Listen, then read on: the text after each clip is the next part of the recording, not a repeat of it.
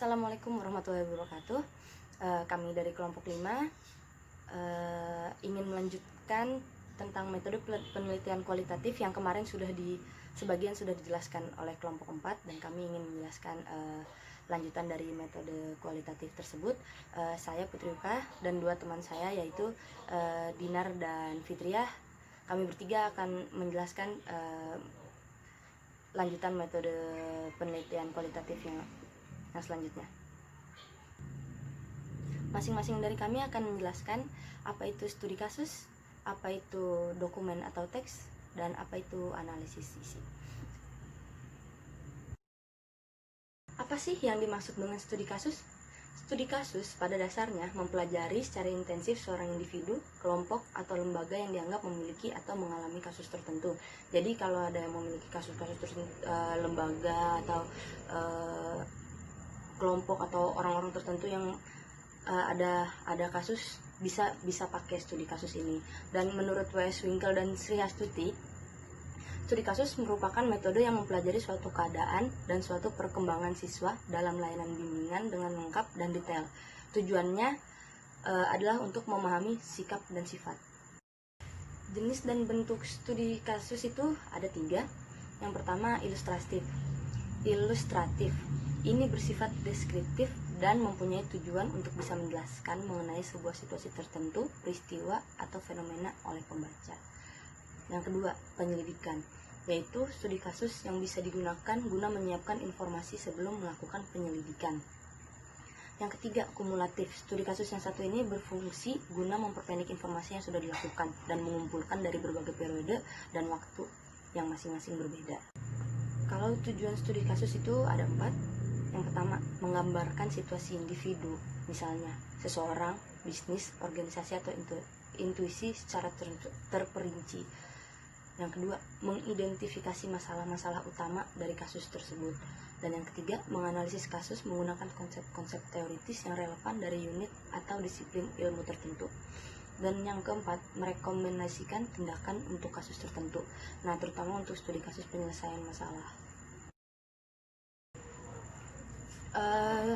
Contoh kasus untuk studi kasus ini, misalnya ada peserta didik yang jarang masuk sekolah, atau misalnya ada guru yang tidak disiplin dalam mengajar. Nah, kita bisa nih mencari tahu faktor-faktor penyebab munculnya kasus tersebut itu apa. Terus kita cari sumber-sumbernya tuh dari teman, entah dari teman dekat, lingkungan, keluarga, dari orang tua atau gurunya, atau termasuk orang yang mau kita teliti itu sendiri. Dan semua itu dikaji, dicatat, kemudian dihubungkan dengan satu sama lain. Dan kalau memang ada perlu untuk didiskusikan sebelum menarik kesimpulan-kesimpulan yang bisa terjadi, jadi bisa didiskusikan seperti itu. Assalamualaikum warahmatullahi wabarakatuh. Di sini saya Dinar Alfi Syahrin akan melanjutkan presentasi yang tadi telah disampaikan oleh teman saya. Nah, di sini saya akan menjelaskan tentang studi dokumen atau teks. Nah, studi dokumen atau dokumentasi itu dalam pengertian yang lebih luas adalah berupa setiap proses pembuktian yang didasarkan atas jenis sumber apapun, baik yang bersifat tulisan, lisan, gambaran, atau arkeologis. Nah, suatu teknik pengumpulan data kualitatif dengan cara mempelajari dokumen untuk mendapatkan data atau informasi yang berhubungan dengan masalah yang diteliti. Nah, kemudian ada 2 jenis dokumen yang digunakan dalam studi dokumentasi, yaitu ada dokumen primer dan dokumen sekunder. Nah, yang pertama dokumen primer. Dokumen primer itu dokumen yang ditulis langsung oleh orang yang mengalami peristiwa. Jadi misalnya kayak ada bencana, ada bencana gempa bumi. Nah, kemudian saya ada di lokasi tersebut. Nah, itu berarti saya yang membuat dokumen primer. Jadi saya yang mengalami kejadian gempa bumi itu secara langsung. Nah, yang kedua ada dokumen sekunder. Nah, dokumen sekunder itu dokumen yang ditulis kembali oleh orang yang tidak langsung mengalami peristiwa tersebut berdasarkan informasi yang diperoleh dari orangnya langsung yang mengalami peristiwa. Nah, jadi kan yang mengalami gempa bumi itu saya. Nah, kemudian saya bercerita kepada teman saya. Nah, cerita saya tersebut itu disampaikan oleh teman saya, dijadikan dokumenter seperti itu. Selanjutnya, nah, dalam studi dokumen atau teks itu pasti ada kelebihan dan kekurangannya. Nah, kelebihannya itu antara lain, yang pertama, untuk subjek penelitian yang sulit, studi dokumentasi itu dapat memberikan jalan untuk melakukan penelitian, jadi lebih mudah karena ada dokumentasi sebelumnya. Nah, yang keduanya, karena studi dokumentasi tidak dilakukan secara langsung dengan orang, maka data yang diperlukan tidak terpengaruh oleh kehadiran peneliti atau pengumpulan data. Jadi kalau orangnya berhalangan hadir, ya nggak apa-apa karena kita ada dokumentasi gitu.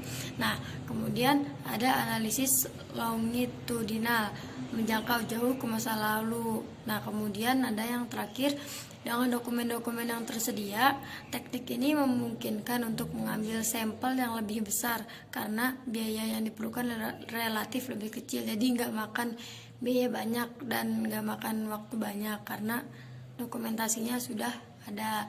Nah, kemudian ada kekurangannya juga. Setiap kelebihan pasti ada kekurangan. Nah, kekurangan yang pertama itu, dokumen yang dibuat tidak untuk keperluan penelitian. Yang kedua, tersedia secara selektif. Tidak semua dokumen dipelihara untuk dapat dibaca ulang oleh orang lain. Jadi nggak semua dokumen itu bisa dibaca oleh sembarangan orang. Jadi kalau mau punya dokumen A, maka kita harus izin dulu ke yang bersangkut pautan dengan dokumen tersebut.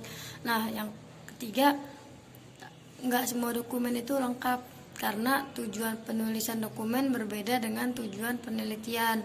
Yang keempat, format dalam pembuatan dokumen ini tidak baku ya. Nah, jadi itulah kekurangan dan kelebihan yang dimiliki oleh studi dokumen atau teks. Nah, kemudian materi selanjutnya akan disampaikan oleh teman saya, yaitu Kak Fitria. Demikian dari saya. Terima kasih. Wassalamualaikum warahmatullahi wabarakatuh. Baik, kita lanjut ke jenis penelitian kualitatif berikutnya, yaitu analisis isi. Analisis isi ini merupakan penelitian kualitatif yang bersifat pembahasan mendalam terhadap isi suatu informasi tertulis atau tercetak dalam media massa. Nah, analisis isi dapat digunakan untuk menganalisis semua bentuk komunikasi. Nah, di dalam analisis ini memiliki syarat-syarat, yaitu yang pertama, data yang tersedia sebagian besar terdiri dari bahan-bahan yang terdokumentasi seperti surat kabar, buku, pita rekaman, naskah maupun skrip gitu. Yang kedua, ada keterangan pelengkap atau kerangka teori tertentu yang menerangkan tentang dan sebagai metode pendekatan terhadap data tersebut. Yang ketiga, peneliti memiliki kemampuan teknis untuk mengolah bahan-bahan atau data-data yang dikumpulkannya karena sebagian dokumentasi tersebut bersifat sangat khas atau spesifik. Lanjut, di analisis isi ini ada perbandingan yang diamati. Yang pertama, perbandingan pesan atau message dokumen yang sama pada waktu yang berbeda. Yang kedua, perbandingan pesan dari sumber yang sama atau tunggal dalam situasi yang berbeda. Yang ketiga, perbandingan pesan dari sumber yang sama terhadap penerima yang berbeda. Yang keempat, analisis antar message, yaitu perbandingan isi komunikasi pada waktu, situasi, atau audiens yang berbeda. Yang kelima, pengujian hipotesis mengenai perbandingan message dari dua sumber yang berbeda, yaitu perbedaan antar komunikator. Kedua, penelitian mengenai penyebab message yang berupa pengaruh dua message yang dihasilkan dua sumber A dan B terhadap variabel perilaku sehingga menimbulkan nilai, sikap, motif, dan masalah pada sumber. Baik, Di sini ada 6 pertanyaan yang harus diperhatikan dalam melakukan metode analisis isi. Yang pertama, data yang dianalisis, bagaimana cara pendefinisiannya, hal apa saja yang terkait, apa konteks data analisis, apa batas-batas analisis, apa target dari kesimpulan. Demikianlah presentasi dari kelompok kami, yaitu kelompok 5. Semoga teman-teman dapat memahami apa yang telah kami jelaskan sebelumnya. Untuk pertanyaan lebih lanjut, teman-teman dapat kembali ke WhatsApp grup metode penelitian. Kurang lebihnya mohon maaf. Wassalamualaikum warahmatullahi wabarakatuh. Terima kasih atas perhatiannya.